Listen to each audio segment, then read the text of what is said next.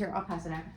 So, Music Unlocked is a big picture curriculum. So a lot of times when a student is learning by what's called a classical teaching method or classical piano, they're gonna start with what I would call like a sliver of understanding. So it's like all they're really taught initially is where middle C is and what it looks like on the staff, and then maybe a few notes above it and a few notes below it.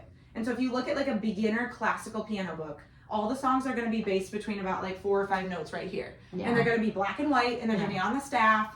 And maybe there's a little bit of fun stuff with it, like might be labeled in a couple spots, or a little like animal jumping on top. You know, it's going to be very like, but it's giving you just a tiny sliver of understanding. Yeah. So you basically have what I would call like blinders, you know, like this, and you're just like seeing. Yeah. Whereas this curriculum is actually starting the opposite way. You have everything, which can feel overwhelming actually to some students, depending on who it is. They're kind of like, whoa, you know, like, that's a lot. Like, what are we talking about here? It's kind of going over my head. Because it's going to start from this, and then it's going to hone into, like, note reading is, like, barely touched in the curriculum.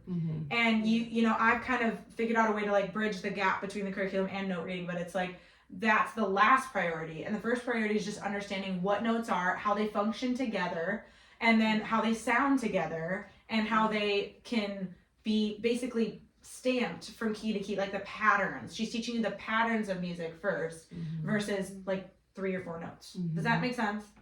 So that's what big picture is, and that's what she called it. She would call it the big picture. And she has this amazing picture of a keyboard overlaid on top of the staff.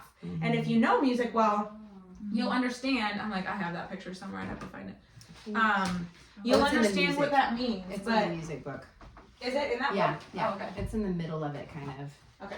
You'll understand, you know, why that's so impactful. But I remember when I went to get trained on this for the first time. There it is. Oh, you added into that one. Perfect. Page 22. There you go. Yeah, but and that's a smaller They're scale. not really in correct order. I had to move them all because I wanted it to make more sense to me. On the like on the actual Google Doc file, she has a whole file called the Big Picture, and it has like all the different like styles of how you can print this out. And it's been really, for me, to be honest with you, until I was a teacher, that concept did not click for me.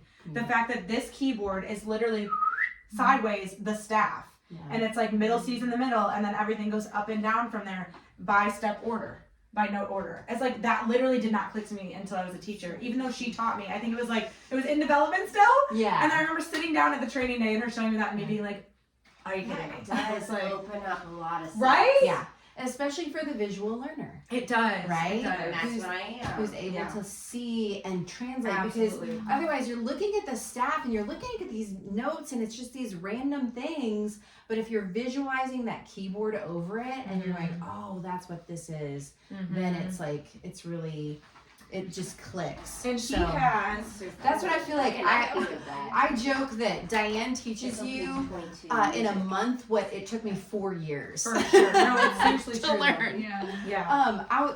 Just to look at the keys book. Can we open up the keys book real quick? I started it out with like just kind of looking at the individual notes, and I kind of rearranged these two a little bit. And took out different pages. So then it kind of just explains like the notes and what half steps are. And then we go over to like sharps and flats, because that's always really confusing. They're just black keys, but they're not. Yeah. They have 2 names, right? Yeah. And so this diagram right here, where it's showing the flats on one side, the sharps on the other, and then both at the bottom, it's like, you know, just to like show kids. Sorry, keys book. So the keys book is the other one. Yeah, you just have to kind of know like which ones. Yeah, and then one. Yeah, there you go. And then she also took for the visual learner, and I've actually only had one girl who was like, I don't want the colors. I just want the black and white. I've had like 2. Yeah, and some of the kids, there's I just want the black and white. I'm like, that's great, you know, like whatever floats your boat, because we have it. And so she colored all of the keys so that you can even think of like what colors they are here. So the left hand, right hand, she color codes the right hand and left hand. The left hand is black, the right hand is gray. Bass clef and treble clef, which then begin to translate into, you know, reading notes and stuff. And then we flip over to the next one, and here are black and white pentascales. So I always explain to my kids, penta means 5, and so it's the first 5 notes of the scale, you know, and so that's all that is. And then it's great because she has them in major and minor next to each other, because the only difference between major and minor is one note. That one. And so it makes the most sense to teach it kind Isn't of it in just that one way. half step? Yeah, one half step. That's right. Half Yeah, step down. and that's when Mine I is a start half step talking down. about what a flat is and things like that. And even I was thinking about sharps and flats the other day, that the natural note is 0, the sharp is +1, and then the flat is -1. If you think of it in like a That's number good. line, Yeah. because then Sure. like, okay, I have to flat. So I normally this pentascale has an F sharp in the 3rd finger. Well, now I need to flat it, but all that means is I'm subtracting 1. So if I go from +1, I'm subtracting 1, it goes down to 0. It doesn't go down to -1. Does that make sense? I'm Yeah, sorry, the way math. I describe it, I'm not a math person. The way I describe it is, I make sure my I students know really what. love math. Yeah, Yeah. I love that. No, that does logically make sense to me. Yeah. But I usually do just in terms of like a half step or a whole step. So fundamentally, like on their first couple of lessons, what we're majorly focusing on is like, can you find for me a half step versus a whole step on the piano? Because if they can understand notes that are just a half step apart versus a whole step apart, then all of the sharps and flats are going to make a lot more sense. Because then you can say, hey, find one of the white notes, you know, find an A, and then I can say, okay, now you need to go up or get higher a half step. And if they know what a half step is, that clicks right away for them. A sharp. Yeah, I'll say like a half step up, and now you're playing A sharp. There's also this awesome game. Oh yeah, musical fish. I do this with every new student too. Which, if you have not, I need to get you these cards. Do you have some of these? I have a bunch of musical fish cards. I actually don't. Okay, so this is why Lily's here. We're getting her further equipped. So if you have this board, which you can just print off, I used to have laminated, whatever. And then there's cards where you literally play Go Fish, and they have a set of cards and you have a set of cards, and they have to match. But the pairs are not like C and C sharp or whatever. That's not, you're not pairing C and C sharp. You're pairing what's on the same note together. So like you're pairing G sharp and A flat. That's good. Because then they start to conceptualize, oh, that's the same note. Yeah. The sharp and the flat go together, but not G sharp and G flat. That doesn't go together. You know, G flat, F sharp, or whatever it is. You know, A flat, G sharp, they go together. So once they can start to understand that, then it's very easy for them to find the sharps and flats and any note on the piano. And that is fundamental. Like, I don't go on much until they understand just note names. Yeah. So, I don't know, that's just me. I do I the know, half steps it's and whole tempting steps to and go note on. names. Yeah, It's it is. tempting. Because you're like, gosh, we've stayed on this forever, especially if it's a little especially kid. if they're like But 5. they yeah. have to get these. They have to get these concepts and stuff. Yeah. To be able to move on. And then next finger thing. numbers is the other like fundamental Yeah. concept that I go over is like, what are your finger numbers? We play games, we trace I'll have them trace their hands and write in their finger numbers. So on page, I don't know what page it is. It's right before. It's the keys. Should be towards the front, right? Yeah, it's towards the front, maybe like the 4th page or Yes. something like that. With Totally. The So that colors. has the finger numbers. Even And on all the rhythm patterns, you can look up in the corner. Number 4. yes, When there's a mini page. there's like The the numbers. students can see. Well, you have the this page in there too, numbers. right? Yes. This is the page I teach Oh, it that's the off very of. front page. Yeah, it's a very, very very first front. page. Do you see how it has the Open half up. steps and whole steps? And then it has the groupings, the 2 black keys and the 3. So I have them learn 2 black cluster and then 3 black key cluster. This is just Yeah. fundamentally what I teach. And then the half step and whole step is all on the front page. And then the finger numbers. Or sorry, it's this page has the half step and whole step. Yeah. But yeah, the finger numbers are down here, and we just work on, you know, we talk about 1 is thumb. I have them chant that over and over. Yes. 1 is thumb. They rhyme. One Yes. thumb. One Because thumb. because they're gonna want to think that one, because when you play a pentascale, right? Yeah. They're gonna want to think this is 1, Yes. but it's actually 5 down here. So 5 and 1. Ba da da da da da da da da da da dum. Chord. Yes. I've been calling it 1. Yeah. Yeah, So which is there you easy go. to do. And in some ways, I'm like, oh, the brain would work that way, but trust me, I've literally wrestled with this because I'm like, especially for the young kids, I'm like, it does conceptually make more sense. But in the end, it just makes a huge mess. It's like you have to, because the mirror is just better. If they can just picture like, okay, my hand is like a mirror. Yes. And then I have them tap. So Yes, I'll for go sure. I'll go like this. I'll be like, okay, tap your 4s. Yeah. And then they gotta tap their 4s. Mhm. Tap That's your good. 5s. For sure. So, and especially like if they're struggling to get the rhythm pattern or something like Yeah. that, we go back and we Mhm. tap our numbers Mhm. just to remember what the numbers are. Yes. You know, I even said, is it okay, Mom, if a kid writes his finger numbers on his hand? Totally. You know, just those types, anything that can just help them remember the finger Yes. numbers. And that will help. That will also translate too if they want to play Bach someday or like classical It does. music or whatever. It does because translate. that is how all of piano numbers, and they will have to deal with finger numbers if they're playing piano songs because it'll specifically notate the Like numbers. if you look at this note reading song, do you see these little 3s and 1 and 3? Do you see how it gives you like what finger numbers? It tells they're you playing? this that is the translates like directly from this. It's Yeah. the same fingers, so you Yeah. have them. So this is the Right? element of It's another classical piano. moment, yeah. Yes. So that she took. classically, it translates to like so when my students start note reading, that really helps them actually because it makes sense to them. Yeah. Although at times it hurts them because sometimes you have to stretch your hand in note reading, right? I'm like, no, that's not Yeah. fifth. You have to go beyond the fifth. But Yeah. it helps. But and I always hated. I was like, why are they telling me which finger to use? You know? Yeah. And then it made sense. It was like, no, it has to be that Yes. number. So, because it's the music is designed that way. Yes. So it's just really cool that It is. teaching them what their finger numbers are, going over it every time. You know, Yeah. making sure that that's super solid in their brain. And then it's cool because then all the music, it shows all the numbers all the time. She wrote in almost every finger number that you play because that's how the music unlocked curriculum is written and stuff. And so if you know your finger numbers, you're gonna be able to just sight read the music. Yeah. So It's pretty incredible. yeah. It's pretty cool. And then also the super important thing is to know their pentascales. So Tanya, you were talking about how you were like teaching your kids the scales and how you were just like printing it off the computer or something like that. Yeah. And so and this is more fun to look at. I think that's what it is. This colorful one, it's just more fun to It is look fun. at. And so yeah, you're basically kind of starting out like if it's a little kid, I'm just like C. Let's just really get C, you know, definitely. and then from there we can get C minor or sometimes and G. G's like the other one that's like all white notes, you know. And gosh, I love how she just dives into the circle of fifths. Yeah. Like Right from the get go. like when I was taking piano, we just kind of like went up the scale. Like we would learn C, C sharp, D Right, sharp, right. Yeah. E flat, whatever.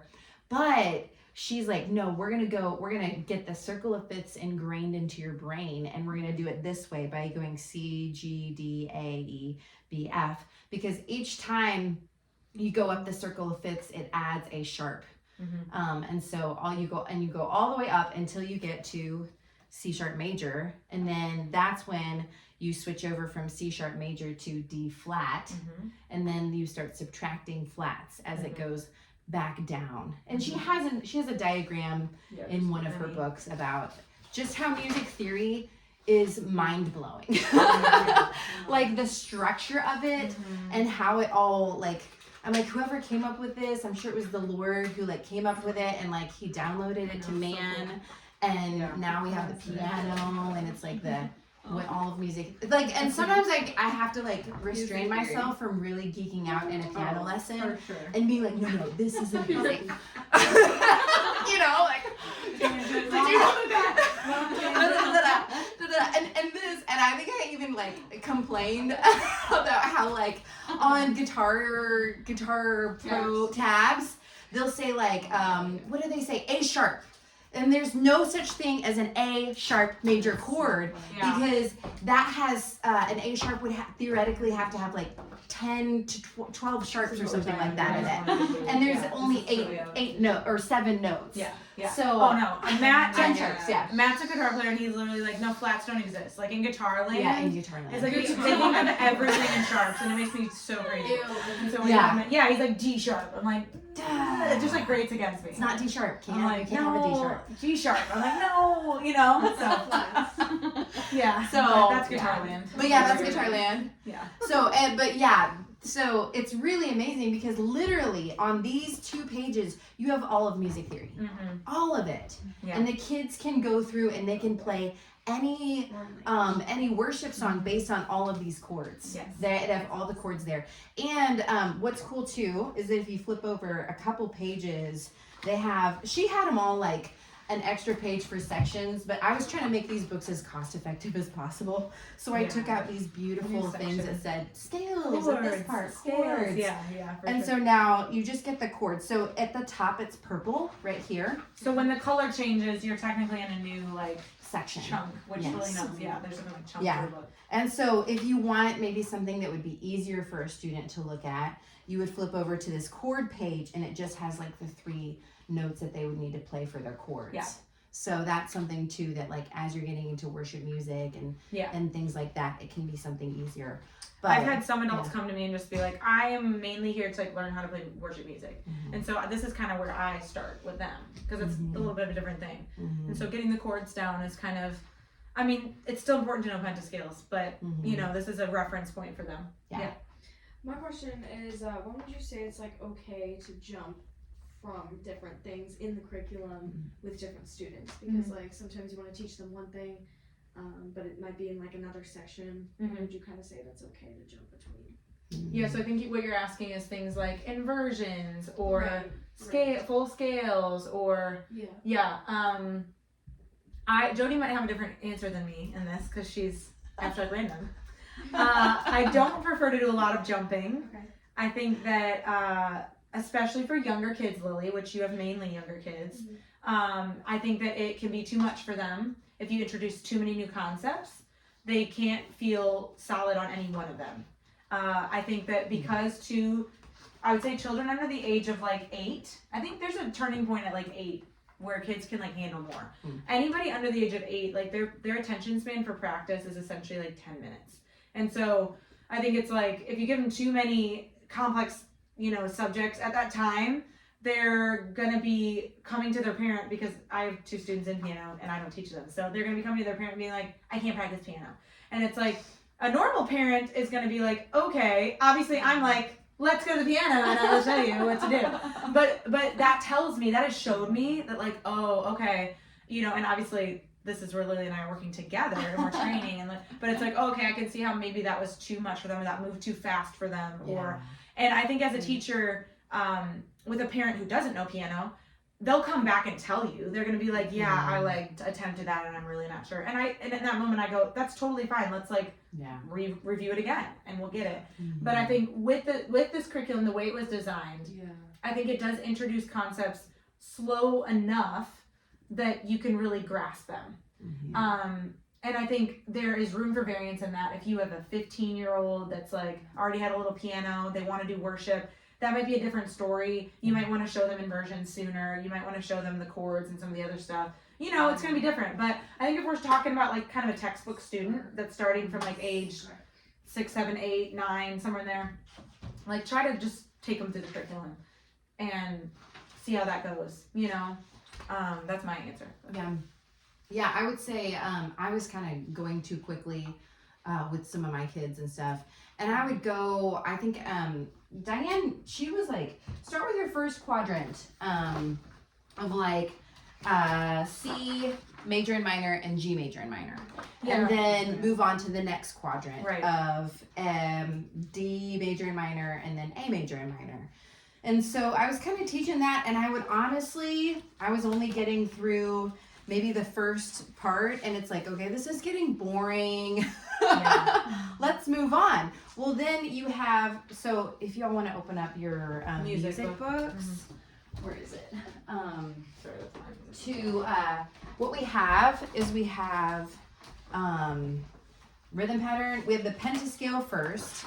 And so they should be able to play this pentascale exercise. The ideal, I'm like, every single key on the first page, every single one, that's going to be the goal.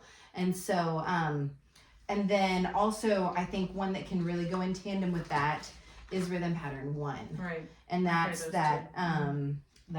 and they're real simple too. And most adults will get it right off. The pentascale is, you do it one it together, right? And that'll be sometimes it'll be a huge challenge, and then sometimes it won't be.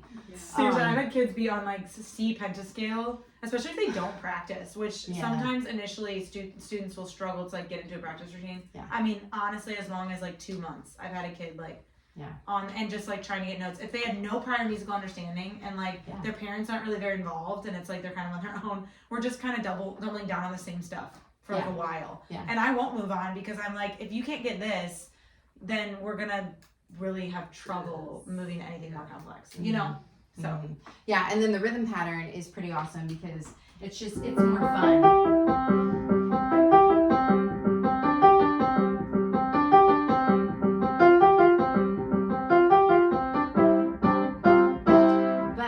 And the beauty of it, it's fun, but then if they can practice it then in each key, I'm like, do that. You know, this'll get that C, the G, the C minor, the G minor, like whatever quadrant we're on, it's gonna get it even more. And so I'll give the kids the quadrant now, and I'll be like, do this for sure. But man, if you have that opportunity, keep going down the line, and they have it all there in front of them. It's not like it's like so by quadrant. Can I clarify that? Sorry. You're meaning like a set of like on the first page you divide them into 3 or 4. What do you? Yeah, right. These two. Okay, that's like a quadrant. Yeah, quadrant.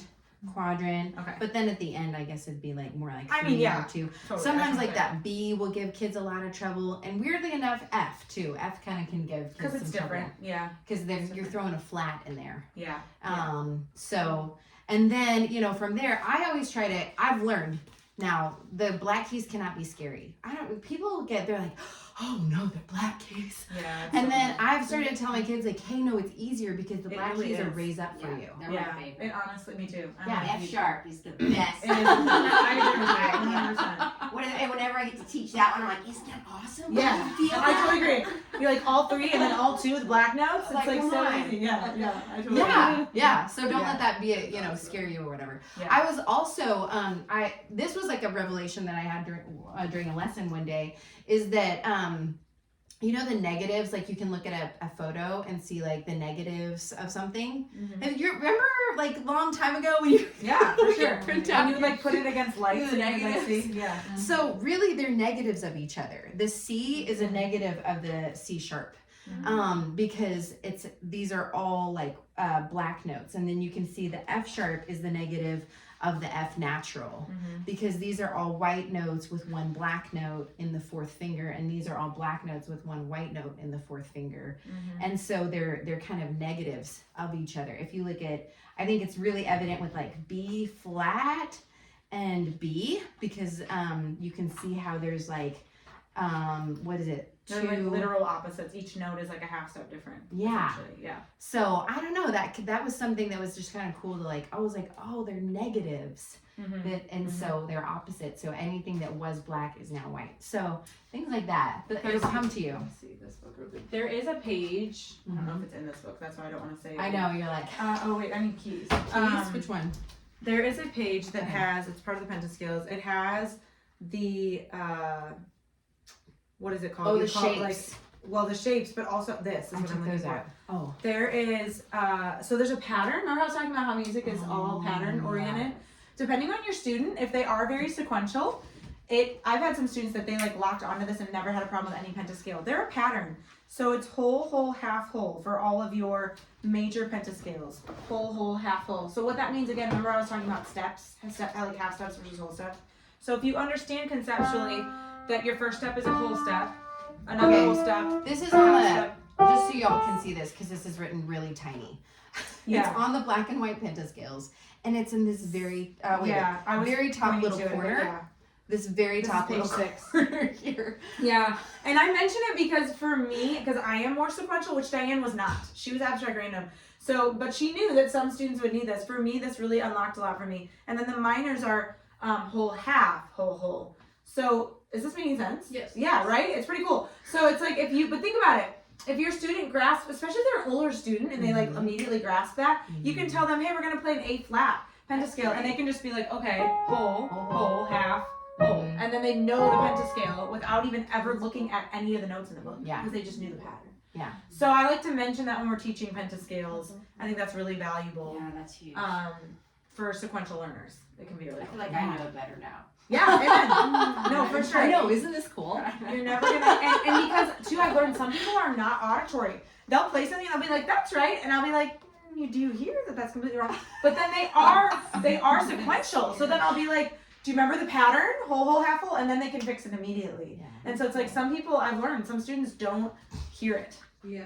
And some do, but some Yeah. literally they don't, and Yeah. that doesn't mean they can't learn. It just Yeah. means they need a different How are they checkpoint. all the same? Yeah, right. Yeah.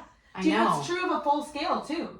A Yeah. full scale is whole, half whole, whole. Hang on, I'm gonna say it I wrong. Half, whole, half. Yeah. Whole, half, whole, half. Yeah, there we go. I was like, I used to know like a rap. I literally would like rap it. I'm actually rusty. You are so cool. She's way not sure about your music. mind. I know. Music girls. Whole, half, half.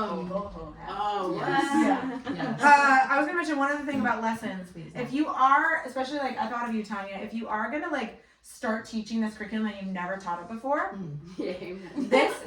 this teacher guide, she's amazing. She literally went through lessons. So when I first started teaching and Lily was my first student, I was like, I had no idea. Every week I would spend a few minutes preparing and I would write down the things that she suggested to learn in a lesson.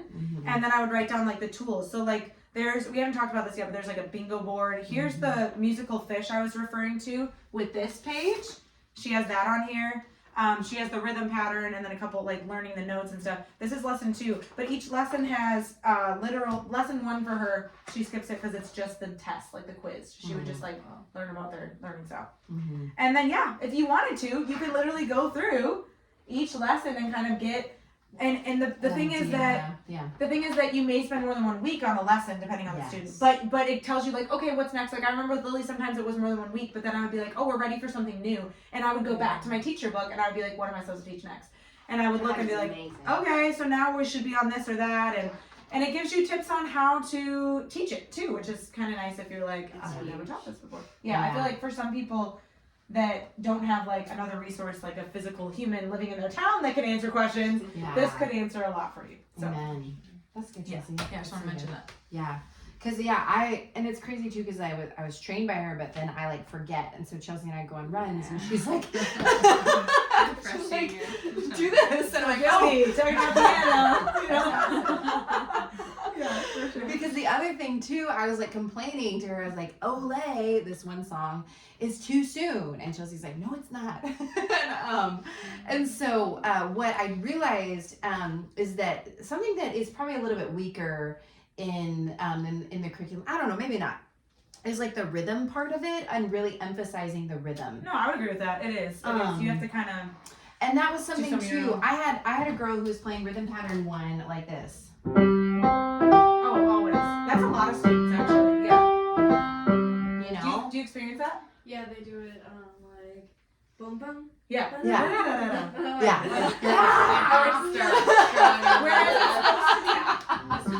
It's supposed to be all like. Think about it. You guys would know. Think about it. It's supposed to be all quarter notes, but they're playing No, it. it's 8th.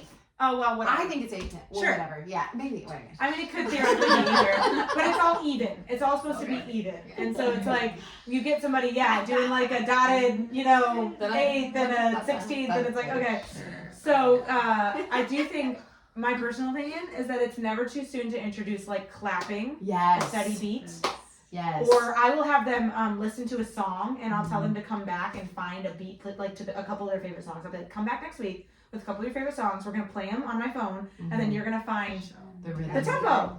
Yeah. Because then they can start to learn what a steady beat is, and then I'll snap with them, which probably some of them are like, don't snap for me. Yeah. But I'll be like bum bum bum bum, bum and making them. And I would say too, something that I've learned, and I'm sure you've learned, it's always better to just go slower. Yeah. And I'm talking about not even just in how much you teach, but also just how fast they're playing. Like I'll be Yeah. like, hey, listen, I know you've got this rhythm pattern down, but like it's not a steady beat, so we're gonna slow it down. Mhm. And when I tap, you're gonna hit the next note.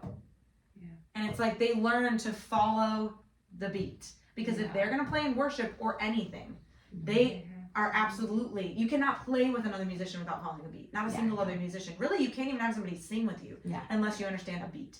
So that is fundamentally, like it's never too soon to like start talking about that and having them practice that. So, okay. What do you do when there is someone who doesn't have the ability of rhythm? Yeah, And they Okay. just don't even know it until Yeah. you figure it out for that's them. real. Well, I just want to share what happened to me this week with this girl, because like it's been like maybe 4 or 5 lessons that she's still not playing this rhythm pattern smoothly, and I'm just like, God, I'm telling her like slow down, play with me as I tap. Well, then this page is so good with the rhythm because it shows like quarter, half note, right? Half note, dot, 3 beats. And you're going to teach them to go 1, 2, 3, 4, 1, 2, 1, 2, 3, 1, 2, 3, 4. And then you're teaching them to go 1 and 2 and 3 and 4 and 1 and 2 and 3 and 4. And so I had her just like clap with me. I sat and Chelsea has a book called Rhythm Menagerie, and it's got all these rhythms and stuff. So fun. Well, I tried to find it and I can understand the website. It's okay. I'm gonna figure it out. But until then, I had her little notebook paper and I'm writing out quarter, half note, and then 4/8 notes, and then a quarter. And I'm writing her own little rhythm pattern for her You to have these, clap right? with. Yes, those are super helpful Yes, too. because Yes. this is also in That's what I every- should have pulled out. All of you but- can have some of these. I have like tons of these from Diane's daughter. She like gave me all that. Did I not tell you that? Praise the I have like a Lord. closet of these. Yeah. God. So I can give you guys all like 5 or 6, so you can like have them for people you want to give them to. But yeah. So then and we literally, I had her count with her mouth and clap with her hands. Yeah. Because then she had to say 1 and 2 and 3 and 4 and we did that, and I was like, this is going to be times 6, because it's literally with the rhythm pattern, you are playing this 1 and 2 and 3 and 4 and 1 and 2 and 3 and 4 and that's kind of like the rhythm pattern. And literally, I had her do it probably 5 or 6 times, clapping and talking, and then we did like these other more complicated ones that weren't just all 8th notes, that had like some half notes, and she had to like like really kind of think through it, and we struggled through that. It was great.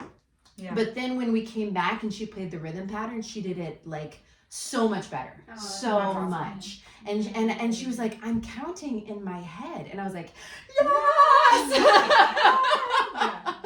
Yeah. And it literally is. And now that I think back, even as a young pianist and learning rhythms, it helps so much to count the notes with it, 1 and 2 and, or even when I was learning more complicated, 1 and a 2 and, or whatever it was, of like 1, 2, and you're just counting, and so I think that that's such an important, valuable concept, and that will help them to then learn Olé, which has a pretty complicated. I was gonna rhythm say, to it. because she doesn't really introduce rhythm until this page, and it is something to where it's like, if they don't even know how to say this out loud, I often, if I haven't harped on rhythm a whole lot, which I don't always until Olé, I will often use words versus numbers for this. Like I have a little, I love to sing all day long, and I'll teach them the rhythm with like a song of words. But I agree with Jody, like the sooner you can introduce the counting, the better, because it's gonna just help that things like are gonna click just easier, especially like steady beats. Which a steady beat, she says, Diane will say in the notes on the bottom of the rhythm patterns, I know that it says, which you'll get adult students that like read it back to you, they're like, oh. What does it say? Continue,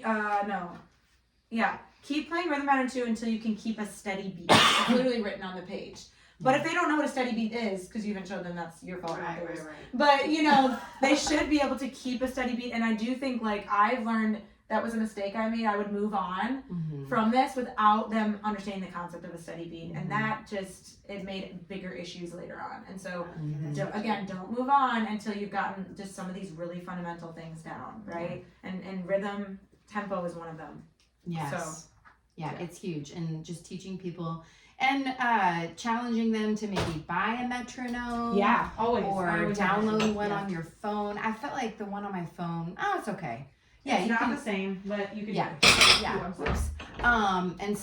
And then my kids, I was like, why are you struggling with rhythm? My own flesh and blood. How dare they? It's in their blood. I know. They got it from their father. You're like, only. No. I just thought like you just come out of the womb and you can like Yeah. come on, clap on rhythm. Yeah, depends on the kid. Yeah, it depends on the kid. And so I really challenged them, like as they're listening to music, you have to, with these people that are struggling with rhythm, the good thing is that all our music on the radio is all done to a metronome. So it's going to be perfect. It is, yeah. And so they have to really figure out how to clap on the That's a rhythm. great exercise. Oh yeah, I do it with my Anytime. kids. Even from birth, I'll just like I always clap. I'm always clapping. I'm just like, no, the beat. I'm like annoying mom. My thought is also really loud. Matt's always like, ow, like I'm just teaching the beat over here, man. Yeah, and I've seen growth. Like Levi's doing so much better. Aria's doing better. It's still a struggle at times, and there will be like some backtrack. I've noticed Aria, she gets, and kids get off on the rhythm when they start singing and playing at the same time. 100%, for sure. You know, and so there's these back set. You take a 2 steps forward, 1 step back, and so. But it's just kind of keeping on, like encouraging that and stuff. And then this is maybe later down the road. I don't know how soon. When do you put in the 3 beats, 3 counts? That's Olay. Yeah. That is Olay? Yeah, it's 1, 2, 3, 1, 2, 3. Quickly.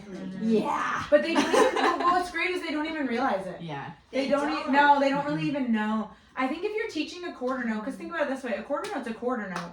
So the way it's grouped in Music Unlocked, again, because it's big picture, the actual grouping of notes isn't emphasized that much until much later on. It's more so just that a quarter note is a quarter note. And so, but in terms of how it's grouped, like actual time signatures, they're really barely touched in the whole curriculum, honestly. So it's more so just like understanding what a note value is. That's what's emphasized. But actual like groupings of what's in a measure, it's hardly touched within this curriculum. Yeah. Yeah, which is kind So of I think that would be good to like add to, something. Oh, I Chelsea do add and it. I Yeah. are gonna, Yeah. rewrite all or, but to add in your own rhythm and using those cards and just laying them out on the piano, like in front of them and having them clap with And you. she does visually have the 3/4. Yeah. But it's not like, she doesn't show it within a measure of like, oh, so this measure, like the concept of a measure line is very subtly introduced in here. Like if you look at a song, it's like there, like in Olay, it's there. You guys aren't on Olay. Okay, yeah. Open up your music. Music book. Hopefully, we're jumping a little ahead. I know. Just for this one concept, I can show you. There are measure lines. Do you see them in Olay? But it's very like they wouldn't understand what's happening unless you told them. So it's after rhythm pattern They're not 3. really necessarily Yeah. following. Yeah. Yeah. So, but that's a good question, especially for somebody who's That was classically good to trained. hear from you that that's a 3 count. Because sometimes I play things and not realizing it's a 3 count. Yeah. One time even for worship, I was like ready. I had my band back there. We didn't have time to practice. And I was like, all right, guys, we're going to do this song. And then like I was like strumming wrong. And they're Yeah. and I was like, what is, okay, not that song. Oh, no, later for sure. on that week, I found out it was a 3 count. Yeah. There's drummers that will even Yeah. struggle with playing in like 6/8 or 3/4 because they're just not accustomed to it. But and that's why it is. I think she was very intentional in doing Olay in 3/4. I don't think that was random. To make them I think that it was to help that 1, 2, 3, Understanding. that feeling be able to to be able to recognize it when you're given a song that's that. Exactly, and Yeah. to just practice playing in it kind of early on, I think was intentional. That's good. I like that. And her little words, like Chelsea was saying, I love to sing all day long. And it says like beautiful, beautiful all day long. Things like that are actually pretty amazing memory hooks. For sure. A memory hook is something that you're attaching to something else Yeah. that they'll have a stronger memory for it. And so Definitely. and so there's so much prep work in Olay that it is cool how it goes there. And just to rewind back we'll get more into Olay Let's tomorrow. rewind. But So like starting with the pentascale, you're gonna move on to rhythm patterns 1 and 2, and that's just like it's really like firming up that rhythm, making sure they're playing the pentascale in that rhythm. I always tell the kids too, like your 4th fingers are the weakest fingers, all right? Now 100%. your 4th finger on your non-dominant hand, that's gonna be the dumbest one. So you're like, do what I said. Just do it. Their fingers are literally like yeah, it's rough. That's true. especially like little Emmy, like little 5 and 6-year-olds, they're like, what's happening to my hand? Like figure out. Yeah. I've had students literally that will like they'll like hold up their like when they're doing the chord initially, they'll hold up these two fingers and they'll go like this. And I'm like, you know, if that helps you, because their other fingers just want to go, you know. So dexterity is that term. It's the term is dexterity, and having that like dexterity takes time. And that is something I tell kids, like if you're maybe just sitting at a table or even in the car, you're riding in the car, put your hands on your and just practice on your legs, and then practice lifting up your each finger. It's very challenging to then lift up, even as a pianist, I'm lifting up my fourth finger, and that's actually because your middle two fingers are fused together, and so you're gonna have a harder time lifting up that finger. They want to go together. You have to like individually practice. Yeah, I'll have them do that with the pentascale too. I'll be like, just when you're at home, just practice doing this. Yes. Just anywhere, you know. Yeah, they can do it anytime. Because that way they're only focusing on one thing too. Because remember, music, very complex, and like you're always multitasking. And so if there's any way that you can like break stuff down, especially for younger kids, like, just focus on tapping. You know, don't even worry about notes. Don't worry about hitting a note. Just tap. Yeah, it helps. Go ahead. I notice a lot of the times whenever students are playing like the rhythm patterns, the way they're holding their hands. Yes. It's like very like locked. Yeah. And I'm like, you don't want to have that. But like also how would you kind of explain There is so much, like Chelsea was talking about technique and maybe teaching somebody over Skype, it is gonna, or whatever, a video is gonna be a lot more challenging, because piano is important that they sit at the bench correctly, that they sit at the piano correctly, that they're holding their arms in the right place and their hands too. Because you don't want them to be like sagging their hands. Right. Yes. So for little kids, I like to, I have kind of two word pictures that like the boys, they're like claws. You've got a claw hand, and that way it can really, or like a spider, you know, like a spider's gonna be able to go quickly. I think spider's good, across the piano. I find that claw, they want to go like this. Like, do you know what I'm saying though? It's like firm. They want to be firm. I find Miss Diane, spider. the way she taught me was she told me, just picture that you have a ping pong ball right here. That's And that helped me, because then I wasn't like, oh, I'm not like stiff with my hand. But I'm also, sometimes I think too with spider, they get too high with their wrists. Yeah. Which when you're thinking about piano, you actually don't want a high wrist. Yeah. Okay, so you really want your wrist to be almost level with the piano, but then it's your finger, you want to play on the tips of your fingers. Yeah. And so it's very much like, I remember I would sit and be like, oh, okay, so how can I make space for the ball here, but then also have a relaxed wrist? Yeah. And then curved fingers so that I'm just because you're gonna fatigue if your wrists are too high. Yes. Your fingers are gonna fatigue. And you're gonna lock up. You're just literally gonna lock. They're not gonna be able to. But then if they're too low, you're not gonna be able to reach the notes. Correct. I've had kids, and also like you think about they're like flat, an octopus kind of slothing around. Yeah. Right. You know, and you want to kind of give these kids this picture of like, you don't want to play like an octopus, like slugging around the piano, you know? And so for girls too, I might say like a ballerina, like a point. I always think of like those ballerinas on a point. Yeah. And so I'll say like ballerina hands that are really delicate, Yeah. and they're able to go all over and quickly, you know? Yes. And so Yeah. those are just some word pictures that I've used. What would you use for boys, not ballerina? Yeah, spiders. Spider is for good. sure. I like spider. Yeah. Yeah, I like the think spider. spider's good.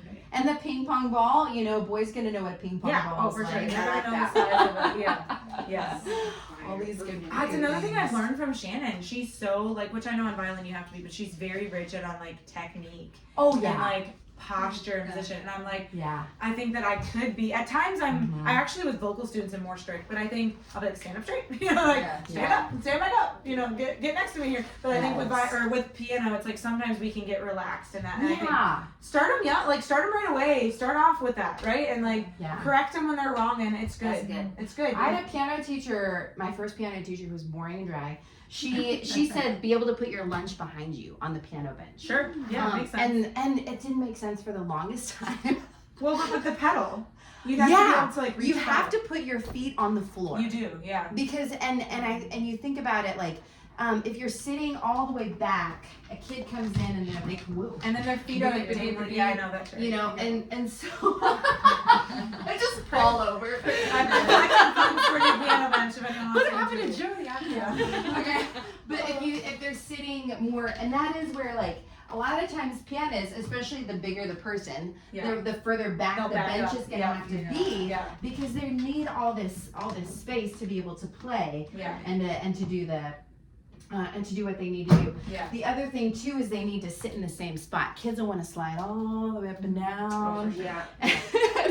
And they need to learn to lean, you know, yeah. with it and stuff. That's the best thing to do, is to be able to lean and to make sure that their posture is correct in that way. So, and then that way too, if they're sitting too close to the piano, if the bench is too close, Yeah. it's gonna Then be. you get T-Rex stands, I call them, and so you're like this. Right down Yeah, there. they Yeah, can't. you can't. You don't have the space to be able to go where you need to. Yeah, go. yeah. So definitely like lesson 1, lesson 2, you know, the 3, however long it takes Yeah. for them to come in, and you're like, okay, this is how we sit at the piano. This is why we're sitting here. You need to be able to have your feet on the floor so that you can reach the pedal. Yeah. And for a little 5-year-old, 6-year-old, 7-year-old, that'll mean that they'll probably be kind of on the edge of the seat a little bit, you know? Definitely. And I okay. would say even for the very, very young kids, it's so cute because they can barely reach the pedal. But it's like if they need to just have their butt on the edge a little bit, you know, and they'll get their little foot down there. But it's worth it to. That's the other thing I was going to mention for Pentascale and Rhythm Pattern 1. I do try to, before we move on from Rhythm Pattern 1, I have them just hold the pedal down while they play it. And she does have that on there, I believe at the bottom of Rhythm Pattern 1. We It hold says the that. pedal down. No, they will hold it down. And they don't have to pedal. They're not doing pedaling. Just press it down. down. And they Yeah. hold it the whole time. Yeah. Yeah, and that's a way for them to just understand what it feels like and what it Yeah. sounds like, but not have to like deal with the complex. I've had students that have really struggled with the Oh, up down yeah. thing. Like, It's hard. you know, fingers down, foot up, fingers down, you know, and I've done this with them and I teach them how to pedal. But just even learning what it sounds like and feels like on Rhythm Pattern 1 is good, I think. And that's her suggestion. Yeah, the Rhythm Pattern 1 has this little note at the Yeah. bottom that says, place your foot on the right pedal and press down the entire rhythm pattern. Yeah. And then, yeah, the little notes And on there. honestly, they love it, especially when it's like, when do I get to use the Yeah. pedal? They like want to, you know, Yeah. they're always And like, it sounds so pretty. yeah, exactly. Like, I You love know? it. Yeah. It's all mushy Yeah, and yeah. beautiful. It I changes love it. it. Yeah. It becomes epic. Oh yeah, Yeah. right. It makes everything sound Yeah. perfect. Exactly. Yes. Yeah. That Rhythm Pattern 1, man. I know so it's a good one. Yeah. It really is. Yeah. Yeah. And one thing that's really cool about the Rhythm Pattern 1 is that it has the structure here in broken notes, but then it actually repeats the Yeah. whole structure at the very end too. Yeah. So yeah, open up to, I think that's Rhythm Pattern 1. Yeah. Yeah, right there. Yep. So it's 5-1, 1-3-5-3-1, and then you repeat it. Right here, there's a little 2-time, thing, and then you repeat, and then you do 5-2, 1-5-2, all that stuff, and then it goes to the fourth finger, but then here you have the exact same thing. You can point this out to kids just so that they're like, or students, whatever, just so they're noticing music is a pattern. There are so many things that are just patterns, and it's going to be that 3-2-4-3, and so they might, that way they can kind of like just make those connections. You're encouraging them to make these different connections, and that's why the Rhythm Pattern 1, I think it's very intuitive. You I know, agree. Yeah. so Yeah. and then Rhythm Pattern 2, much harder. It is. Because they're throwing in a 1 in the left hand. And so, but it's going to be something that will really help them to go between their right and left hand. And it's going to set them up. And it just gives them something different to play, too. So it has that little thumb right there, Yeah. which throws them off sometimes. Yeah.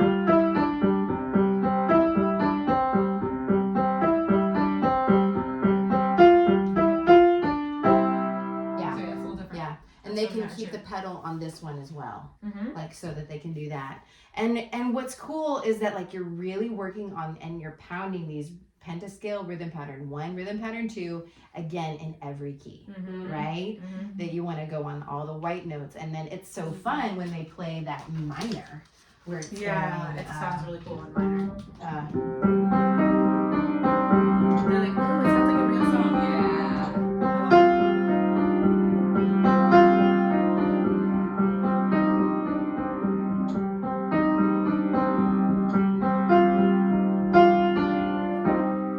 that kind of thing. There is a page, is it in the teacher's guide? And it has like all these emotions. Oh yeah, I love that page. That, the way that I was playing that was kind of like feeling, and as a musician, that's, I I do that kind of thing, but you want to even get your kids to play, like, how would you play this happy or spooky or Yes, we play a game. Fun. We play the Pentascales game, and I'll be like, yeah, pick a pentascale, and now I want you to play it, you know, dreamy, and maybe they use the pedal, and they go like, they go up an octave to be, oh yeah, and it's like dreamy, right? Yeah. Mhm. Or it's like, yeah, play it, you know, angry, and then it's Yeah. like they're going like, you know, like very loud and low, right? Yeah. So they get to practice the Yeah. different. That's practicing dynamics. Yes. That's practicing expression, Yes. which is so important in music, Yeah. you know. And for kids, it adds that fun element to it too, you Yeah. know. These 4 quadrants I also teach Tempo, articulation, starting like pretty early on. expression, and Yeah, mood. and I teach them to be able, like, Lily probably remembers this. I would be like, recite it back to me. Like, what are the articulations that you know? Oh. What are the different tempos? And I would make them, like, that's part of my, like, theory, I guess, teaching. So I don't know if you do that. I But do not do that. Yeah, but I always, and I'll be like, what is this mood? And I'll play them like, is that happy or sad? And teaching them to recognize major versus minor. Yes. And then expression, like piano, forte, you know, mezzo forte. Yeah, you can also have it's a on copy of the sheet maybe, or Probably it's on there Google somewhere. document I honestly use this. Wait, one more time. Here, just right next to you. Yeah, you're good. It's like, no, I love to do that. Even for older kids, it's like good to be able to practice. First of all, like playing loud. A lot of students, their default is like they don't play loud. Yeah. And then to introduce those concepts of how to not just play notes but make music. Because that's what I say to them. I'm like, we want to make music, not just pluck out a bunch of notes. So.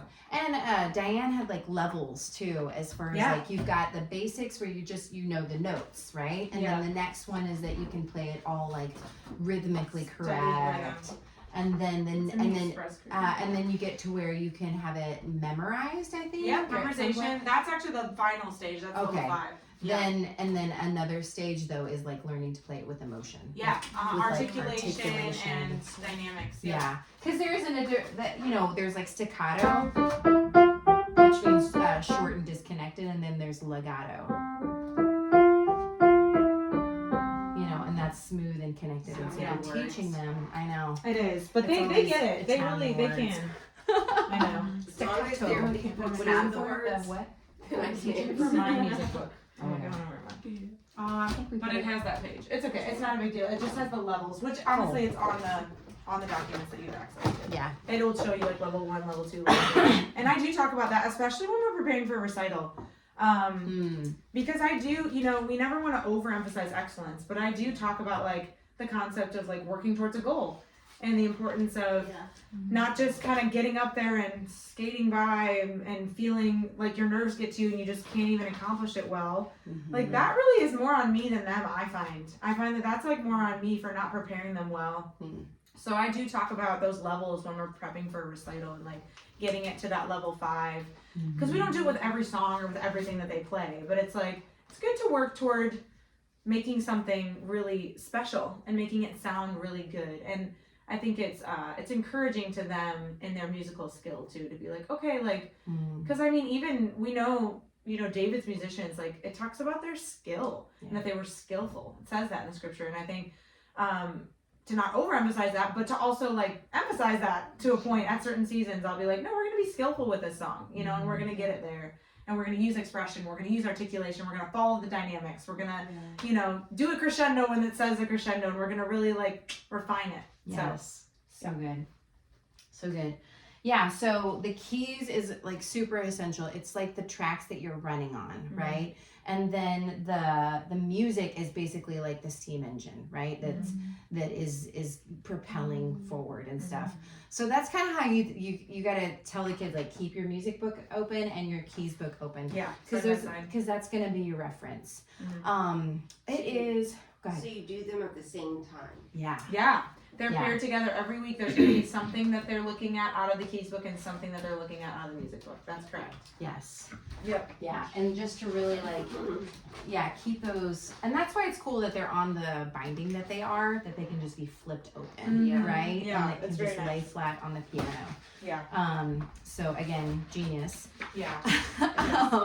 So yeah, we're getting through rhythm pattern 1 and rhythm pattern 2. And then what's fun is then your song is just thrown in there. And they're literally jumping octaves on this song. I remember being like, what? This is like the first song that they're learning.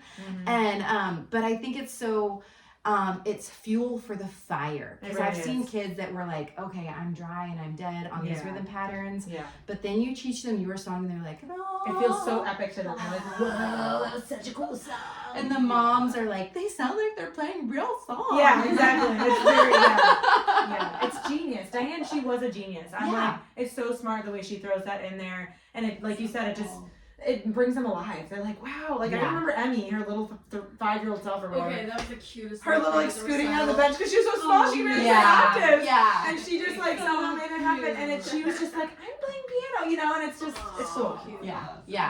And it's, I think that's why so many people quit piano. Yeah, for right? sure. Is they're stuck on Mary Had a Little Lamb and Twinkle Twinkle Little Star. These and 3-note songs. Bored out of their minds. Right. But music releases oxytocin in our brains. And so I remember like walking into like choir and things like that and just like getting like this rush of like oxytocin or you know, just things like that. And so you want to feed into that and let this be a delight to the kids. Or adults, whoever, you know. And so she's just genius because she's like, I'm going to color code this. I'm going to give you everything that you need, even though you know nothing. Right. You have no notes. I'm going to make this really play on simple for you. And literally like color codes the octaves, right? And it's like helpful. Down. If you know what middle C is, that's it. That's key to know what middle C is. Then you can define what the colors mean, and then from there you're just like, okay, I've got my. And then she's got like their finger numbers right here. So remember, gray, right, black, left. So that kind of follows that pattern. Yeah, and I always tell kids too, or whoever, that that you don't ever want to play like a chord down here. It's too muddled. It's too messy. So whenever you're playing with your left hand, it's going to be the 1 and the 5, either a fifth or an octave, you know, depending on what they're wanting to do. So that's always the case with the whole curriculum. Is it's usually a fifth in the left hand and then a chord in the right hand and stuff. So what she has you do then is you're just playing A minor, A minor, A minor. I guess, should I play it? I don't know. Play for it. Let's do it. And so it starts out in this lower octave here, and you go 1, 2, 3. And this is also where pedaling can come into play. I always pedal with this. So, and they have to change the pedal on this one. They can't just keep it, because then you're gonna go to your G. Maybe they could if they were really whatever. And then I they're have students try, but I know. yeah, it doesn't. I know. So then it's gonna go G, G, G, and then it goes F, and then G. Right? How epic does this sound? Okay. Yeah. So then you're gonna stay up in the blue octave, and you're gonna play the first line of rhythm pattern 2, followed by the first line of rhythm pattern 1, which they already know. It's beautiful. Okay, so it's gonna go.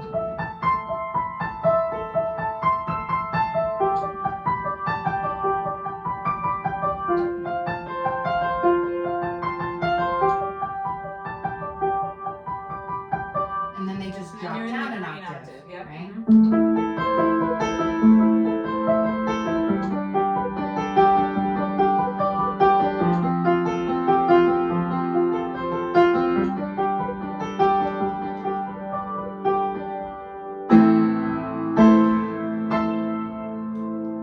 Just like the beginning, right? Just repetition of what you already did at the beginning.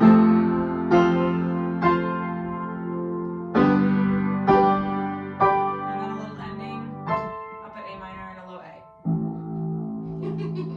And I love to use this song to introduce dynamics. So I'll be like, okay, see if you can play. And then when you get to the middle, see if you can get it really soft, right? Yeah. So they love to play around with like, oh, can I, be loud and soft? And Yeah. it makes the song even more Yeah. epic. So. Or even make it like echo, to where it's gonna go loud, soft. Sure. Like Oh, an echo. dang. Yeah, or like a decrescendo almost, right? Like you could do like a diminuendo there where it gets like, You know? yeah.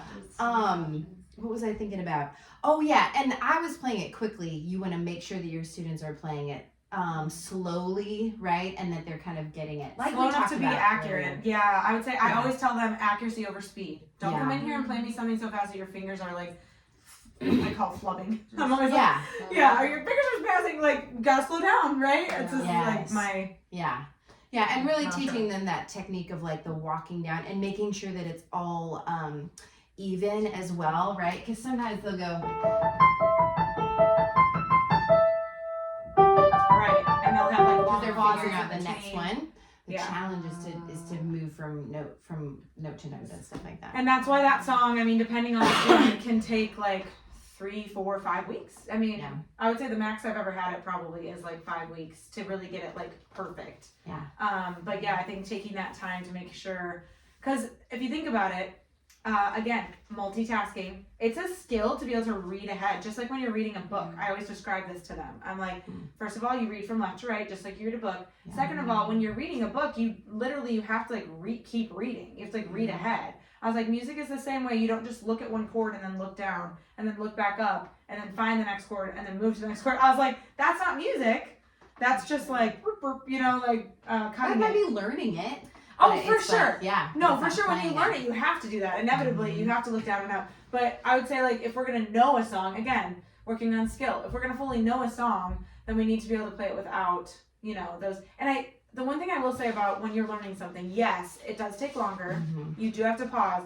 But reading ahead is a skill Mhm. that you can teach the kids at a very early age if you're intentional with it. Mhm. Even on the rhythm patterns, you know, depending on the kid, they're going to have to work on this concept of even just reading the page, because there can be a tendency for them to just want to auditorily learn it, depending on the student. Like Aria, major auditory learn. She's like, play me Like that. total opposite. Yeah, she'll literally be like, just play me my that, and I'll be like, actually, I'm not going to play it for you, because No, don't. Yeah. because I'll be like, I know that you need to be stretched in your ability to read the notes ahead.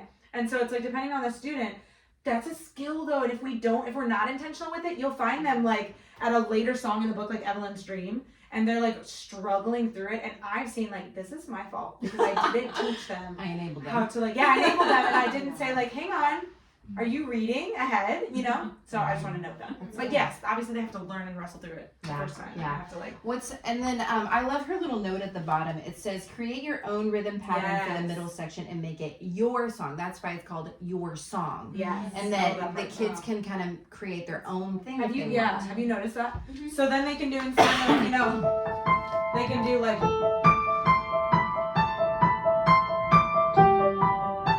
or whatever they want. And it's teaching them, guys. Creativity.